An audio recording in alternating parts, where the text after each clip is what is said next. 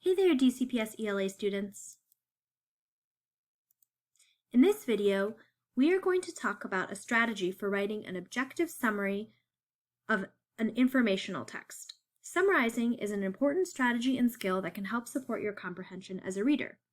Summarizing can help you to both determine and capture the theme or central idea of a text.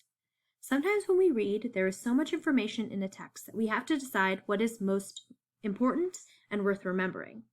What is most interesting is not always what is most important, and there is sometimes unimportant information in what we are reading. After we determine what is most important, we then have to decide how to put that information into a format that is concise and clear. When someone asks you, "What is that article about?" you don't recite that article word for word or read it aloud. The best response to give is a summary or a brief restatement of the article's most important concepts and details and central ideas in your own words. A summary should be objective or free of any personal opinions or beliefs.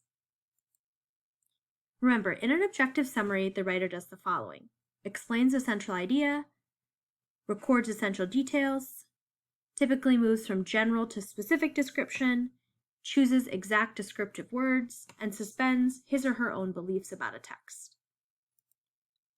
This video has 3 parts. First, I will describe the strategy. Then we will apply the strategy to a text together as a model.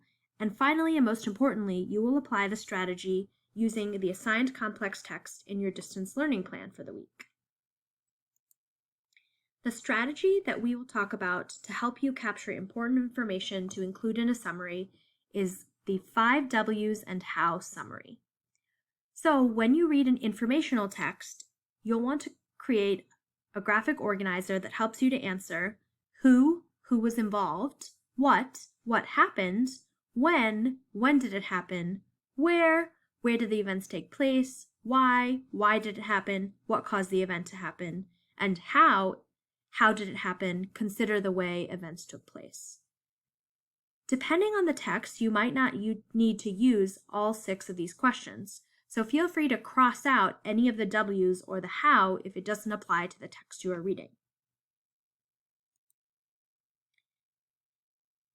Because the articles you will read are so different, there's not one set formula or method for writing a summary. Here's one guideline.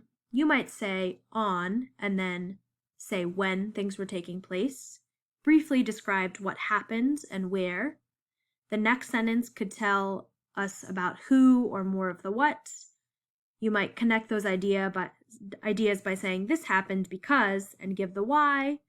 Then you might explain how the events took place, and then you might add a couple more sentences as needed, explaining more of the what, why, and the how. What this illustrates is that you don't have to list everything as the 5 W's and how. They will be in different positions throughout the paragraph.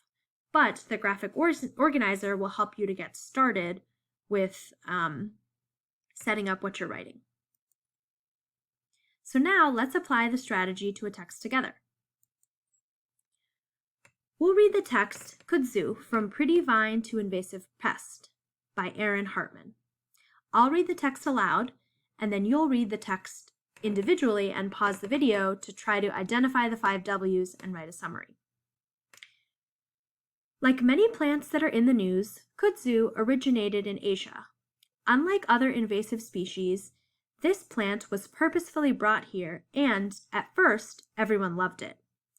At the 1876 Centennial Exposition in Philadelphia, Pennsylvania, the Japanese government filled its display with plants native to Japan. The attractive kudzu vine, with its large leaves and sweet-smelling blooms, was greatly admired by the Americans. People began planting the vine for decorative purposes.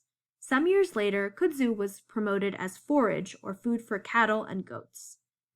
And during the 1930s and 1940s, the government fostered the spread of kudzu by planting it to control erosion. Modern-day experts agree that kudzu is good for forage. However, it is easily overgrazed, so farmers need to have an alternative food source so that the animals can be removed from the kudzu field to allow the vines time to regrow. And no one denies that kudzu is effective at controlling erosion. However, Kudzu vines have a tendency to take over. Farmers and homeowners all over the southeastern United States know that only too well. Kudzu can grow about a foot a day, or approximately 60 feet in a growing season. Huge taproots help the plant survive dry periods and make kudzu impossible to pull up. The vigorous vines completely cover abandoned fields and trees. The large leaves block out the sun and smother existing plants. As is the case with all invasives, the absence of natural checks and balances is what has turned kudzu from a pretty plant into a noxious weed. Now that we've read the passage once, take a minute to pause the video and read the passage again to yourself.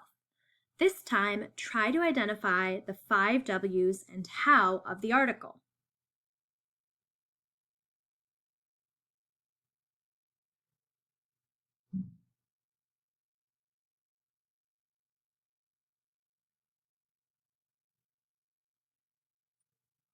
Once you've finished, let's take a look at what I came up with. So the who is the kudzu plant, which is native to Japan. The what is the role of the kudzu plant in the US and how it's transformed over time from pretty to being a pest. The article sort of takes us through the timeline from the 1800s to the 1930s and 40s, then to today, telling us how the kudzu plant has changed its role over time.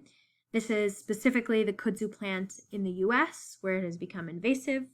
The why is that kudzu was used not just as a decorative plant, but as animal forage and then an erosion controller. But because of its nature, it's was taking over the grounds, right, in that description in the third paragraph. And the how of it is that the kudzu has invasive tendencies as a plant. So now that I've written my 5 W's and how, I might begin to write my summary. Subordinating conjunctions are words that can help me to connect my different ideas around the 5 W's and the how. In my example, I use the subordinating conjunction although.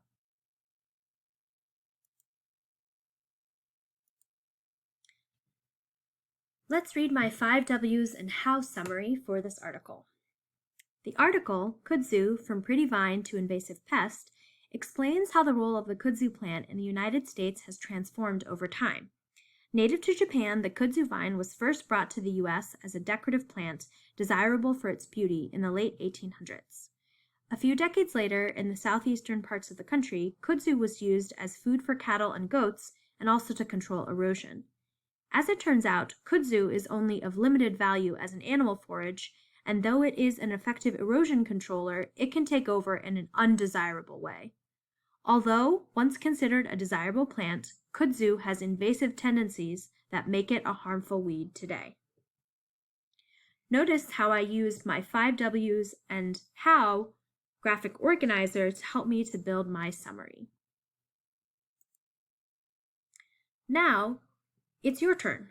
Take out your assignment for the week and apply the strategy of 5 W's and how to your objective summary writing for the complex text in your distance learning plan for the week. Remember as you're writing your summary for your informational text to include only important information.